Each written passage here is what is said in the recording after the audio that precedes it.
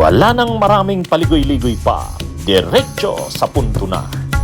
Maiksi lang ang komentaryo, pero diretso sa punto. Maraming kuro-kuro, may tiwali, may totoo. Dito, sa Puntong Diretso tayo. Punto Diretso. Sa sitwasyong ito, talagang nakikita siguro ng kampo ng mga Duterte at ng mga Arroyo na pahina ng pahina yan si PBBM. Darating sa point, magre-resign yan. Parang another strada. No? Another strada. At ilulukluk dyan si Sara. Kaya lang, makikita rin natin na hindi magiging madali ang pag-upo ni Sara. Tanggap yan eh. Tanggap yan ni Sara mismo. Ito, pakita ko sa inyo. Ito mga kabunyog. Kapag nag-resign si PBBM, ito, sabi ni Sara, tinanong siya ng media. Ayan o. Media, just in case mapatalsik si PBBM sa pwesto, are you ready to take over? Ang sagot ni Sara, November 23 ito, kahapon. Yan ang hindi ko muna sasagutin kasi magkakagulo tayo niya. And to those who just arrived, Lahat ng mga nakasama nila sa mga parties nila nagsasabi na gumagamit sila ng droga. Just in case mapatalik si BBM VP sa pwesto, are you ready to take over the Malacanang? Yan ang hindi ko muna sasagutin kasi magkakagulo tayo niyan. Kita nyo? Alam ni Sara yan. Alam ni Sara yan. Inamin niya mismo na tinanong siya ng media, halimbawa pong just in case mapatalsik si PBBM, are you ready to take over? Sabi niya ayaw niyang pag-usapan yan. Bakit ayaw niyang pag-usapan yan? Kasi pag napatalsik si PBBM, papalit siya, magkakagulo. At least alam niya. At least alam niya. Yan din yung balita sa isa pang ito. VP Sara, sakaling mapatalsik si PBBM, magkakagulo tayo. Yan. Di ba? Yan yung yan yung isang talaga. Bakit magkakagulo?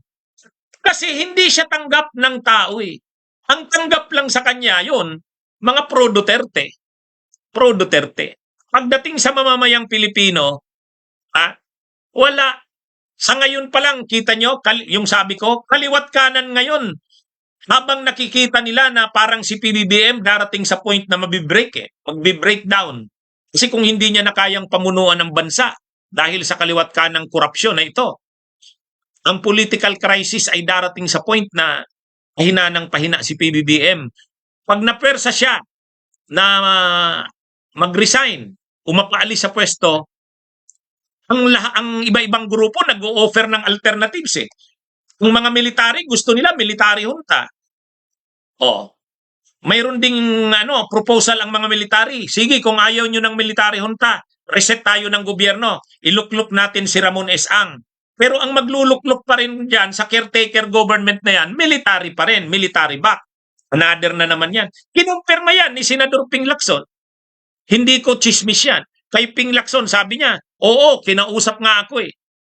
Kinausap ako, gusto nila.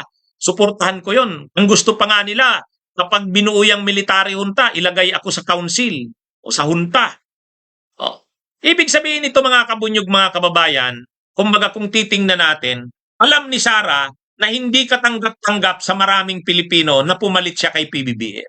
Kaya lalong tumitindi ang political crisis natin. Kumbaga, kung si PBBM ay malagay na talaga sa sitwasyon na kasi hindi siya tatantanan yan. Ang daming ngayon. Ngayon lang, mayroon na namang video si Saldico. Malamang si Saldico, marami pang ilalabas yan. Hanggang kailan kayang depensahan yan ni PBBM? Si Martin Romualdez, hindi natin alam ang niyan. Baka pag nasukol si Martin Romualdez, ay mag-ala Saldico rin. Ganun din si Amina Pangandaman. Hindi natin alam kung anong sasabihin nila sa investigasyon sa kanila. So, kung mga kabunyog, mga kababayan, sa sitwasyon na yan, papalit ba si Sara Duterte? Nang tinanong si Sara Duterte, inamin niya mismo. Sakaling mapatalsik si PBBM, magkakagulo. Kaya ayaw niya. Sabi niya, ayaw ko munang pag-usapan yan. Yan o.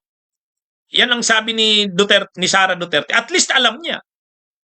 Just in case mapatalsik si PBBM sa pwesto, are you ready to take over? Ayan ang hindi ko muna sasagutin kasi magkakagulo tayo niyan. Kita nyo? Alam niya eh. Walang kumbaga, hindi ito tulad nung panahon ni Erap.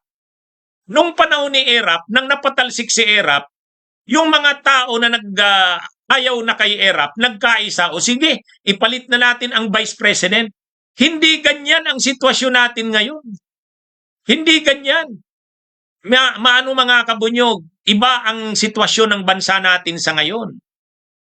Nung si Erap ay nalagay sa krisis dahil doon sa mga korupsyon din sa panahon niya, tapos naging whistleblower si Chavit Singson, tapos nabastos na ang Malacanang, ginawa ng inuman ni Erap, barkadahan, mga kabunyog, mga kababayan, nagkaroon na ng impeachment sa kanya, ayaw pabuksan yung second envelope, yung Bilarde account, wala na, hindi na kaya ni Erap na mamuno. Ngayon, ano ang napagkaisahan ng mamamayan? Ibig sabihin, at least yung iba-ibang mga grupo na laban kay Erap, ano ang napagkaisahan? Sige, paupuin na natin ang Vice President.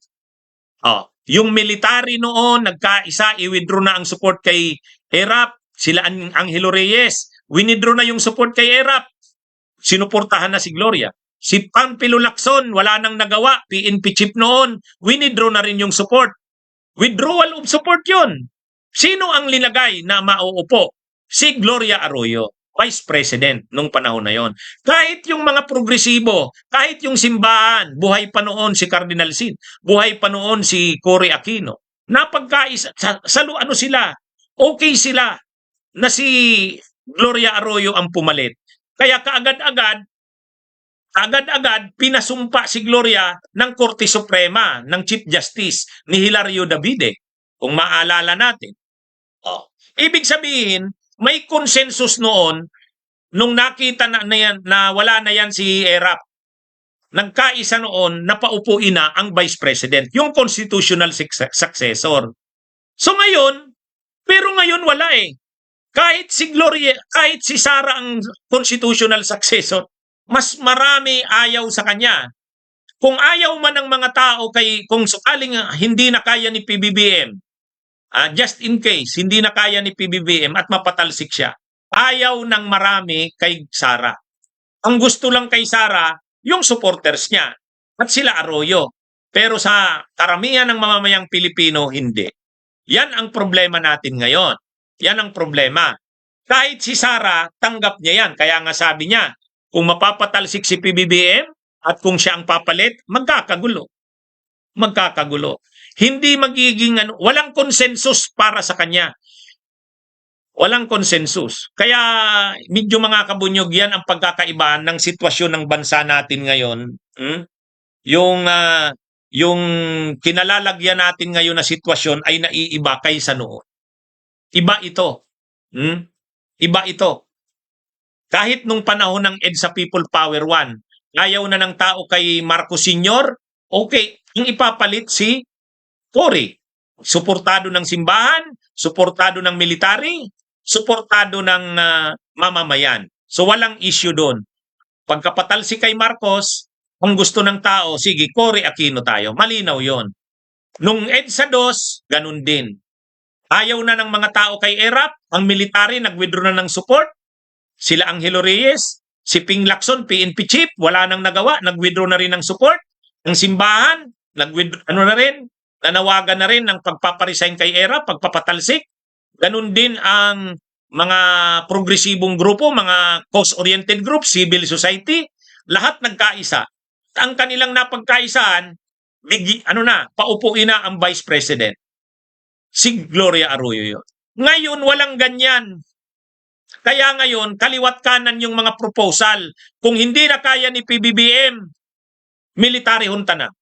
O kaya, caretaker government, si Ramon S.A. O kaya, transition council. Wala. Kaya, sa totoo lang, kahit si Sara Duterte ang constitutional successor, magulo yan. Hindi papayag ang mamamayan na maupo si Sara. Kaya nga, naghahanap ng ibang ng ibang alternative mabukod kay Sara. Yan yung kaya nga may naglalatag ng military junta, may naglalatag ng transition council, mayroon isa pa, mag-resign din si Sara. Ibig sabihin pareho magre-resign. Marcos sa Duterte magre-resign pareho. Pagka ganyan ang nangyari, Constitution, ang nakalagay sa Constitution, Section 8, Article 7, Senate President ang papalit. Pero, acting President lang, magpapatawag siya kaagad ng election, special election. Ngayon, sa senaryong ito, ang isang kapansin-pansin, mga kabunyog, mga kababayan, ang napapansin ko, itong mga pro-Duterte, nakakakita na ng senaryo na, parang magtatagumpay tayo. Kung hindi man tayo ang makapagpatalsi kay PBBM, parang sa tindi ng krisis, magre-resign si PBBM, ihanda na natin si Sara Duterte. Bunyog, bunyog, halikan na kasama ka. Bunyog, kapag buklod ay may pag-asa. Luzon, Visayas, Mindanao, isa ang pananaw. Sa bagong Pilipinas ang bunyog isisigaw.